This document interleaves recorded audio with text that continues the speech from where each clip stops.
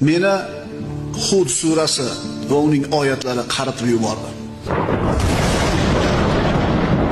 Haqiqatan Hud surasi tushganidan keyin Rasulullohning shaxsiyatida qarilik alomatlari birdaniga paydo bo'la boshladi. Soch soqollariga oqlar kirdi. Qariyotgani ko'rinib qoldi bir qisqa muddatda. Rasululloh vafot etdilar.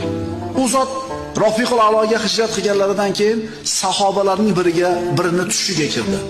Shu hadisning sharhlarida keladi. Haligi sahobiy so'radi: "Ya Rasululloh, siz meni Hud surasi va uning oyatlari qaritib yubordi degan edingiz. Qaysi oyati qarituvdi sizni?" deb so'raydi. Rasululloh javob berdilar: "Fastaqim kama umirta oyati."